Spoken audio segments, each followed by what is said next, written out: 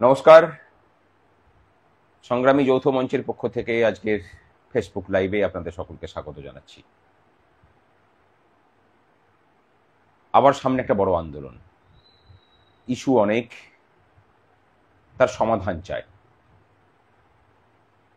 সমাধান মানে মুখের কথাই নয়, প্রকৃত ইস্যুর সঠিক সমাধান এর লক্ষ্য নিয়েই আগামী 28 তারিখ সংগ্রামী যৌথ মঞ্চ, সরকারি কর্মচারী পরিষদ, পশ্চিমবঙ্গ যোগ্য চাকরি প্রার্থী, চাকরিজীবী, চাকরিহারা ঐক্যমঞ্চ সহ আরো অনেকগুলো মঞ্চ ঐক্যবদ্ধ হয়েছেন।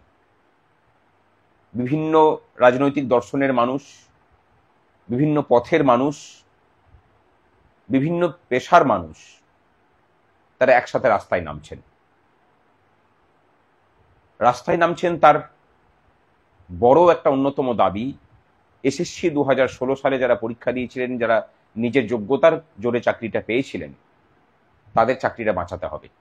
সকলের ওএমআর প্রকাশ এবং যোগ্যদের নির্ভুল তালিকা। অনেকে বলবেন সেসব কি আর হবে? আইন আদালত দিয়ে যা কিছু হয় না, আন্দোলন কিন্তু তা অনেক কিছু করতে পারে। তবে সেই আন্দোলন সঠিক এবং সঠিক পথে হওয়া দরকার। 2016 সালের যারা চাকরিহারা শিক্ষক, শিক্ষিকা এবং শিক্ষাকর্মী আছেন, এই প্রথম হয়তো এত সংখ্যায় এই রাজ্যের কর্মচারী শিক্ষক আপনাদের জন্যও পথে নামবেন।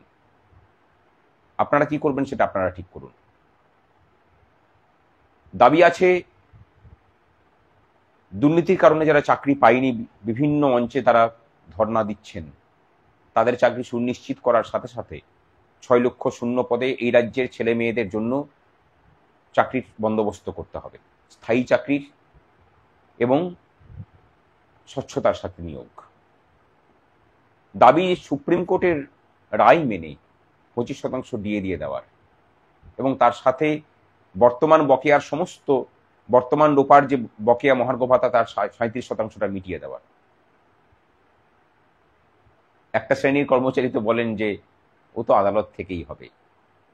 আদালত থেকে না হয় পুরনো রোপার বকেয়াটা পাবেন, বর্তমানের বকেয়া পথে না নামলে কিন্তু সম্ভব নয়। একটা কথা ভেবে দেখুন, সুপ্রিম কোর্ট আপনাকে অধিকার দিল, আপনাকে আইনি স্বীকৃতি দিল আপনার অধিকারের, তারপরেও আমরা বাধ্য করতে পারলাম না রাজ্য সরকারকে সুপ্রিম কোর্টকে মান্যতা দিতে। আপনারা বলছেন সুপ্রিম কোর্ট কি করছে? যদি সুপ্রিম কোর্ট বলে আপনারা কি করেছেন? আমি অধিকার দিয়ে দিতে পারি, কিন্তু সেই অধিকার অর্জন করিয়ে দিতে পারি না। অধিকার অর্জন করার দায়িত্ব আপনাদের।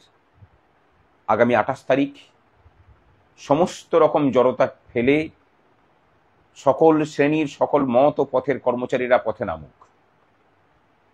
বিশেষ করে পেনশনাররা পথে আপনাদেরকেও নামতে হবে। আমরা জানি যে এই রাজ্যের আইপিএস অফিসার যারা যারা কেন্দ্রীয় হারে মহার্ঘ ভাতা পান এবং তাদের সমগোত্রীয় ক্যাডারের থেকে অন্যান্য রাজ্যে যারা চাকরি করেন তাদের থেকে বেশি ধন সম্পদের মালিক। কিভাবে সেটা না হয় বলছি না। আর সাধারণ পুলিশ কর্মীরা, আপনারা ঠিক করুন, এই যে লড়াই লড়ছি আমরা, সেই লড়াইয়ে কিন্তু আপনারও স্বার্থ জড়িত আছে। আমাকে হাজার হাজার পুলিশ কর্মী বিভিন্ন সময়ে দেখা হলে বলেন, মেসেজ পাঠান, ফোন করেন যে সাথে আছি। আগামী 28 তারিখ আপনাদের সাথে থাকার প্রমাণ চাই।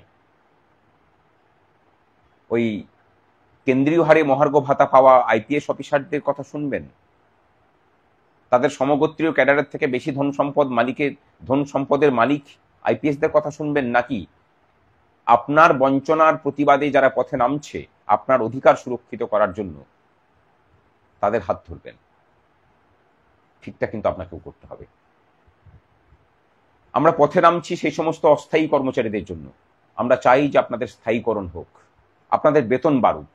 এক একটা দপ্তরের 5 মাস 6 মাস করে বেতন দেয়নি, এই অনাচার বন্ধ হোক। কিন্তু আপনারা যদি পথে না নামেন, অধিকার অর্জন সম্ভব নয়। আশা কর্মী,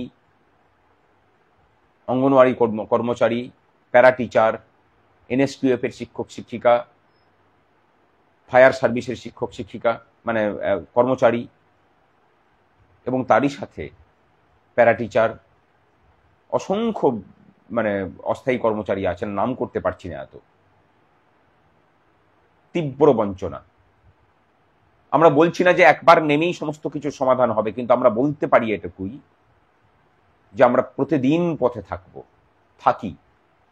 আর প্রশাসনের উদ্দেশ্যে জানাই যে কোনো ধমকি চমকি দিয়ে কাজ হবে না। আমরা কোনো হিংসাত্মক আন্দোলন করতে যাচ্ছি না, আমরা শান্তিপূর্ণভাবে অবস্থান করব। আপনারা যেখানে আটকাবেন, কথা দিচ্ছি সেই জায়গাটাকেই আমাদের নিজেদের জায়গা করে তুলব। এবার আপনারা কোথায় আটকাবেন সেটা নিজেরা ঠিক করুন। তবে যদি অন্যরকম কিছু করতে বাধ্য করেন, আমরা কিন্তু সবকিছু করতে পারি। আর চাই মুখ্যমন্ত্রী বসুক, শুধু আলোচনায় নয়, উনি কি কার্যকরী পদক্ষেপ নিচ্ছেন তার রুট ম্যাপ চাই। কোনো একজন অফিসার বসবেন, বসে পড়ে ললিপপ ধরাবেন আলোচনার, আর আমি ঊর্ধ্বতনকে জানাবো, এবারে সেটা হবে না। মুখ্যমন্ত্রীকে বসতে হবে এবং সমাধানের সূত্র নিয়েই বসতে হবে।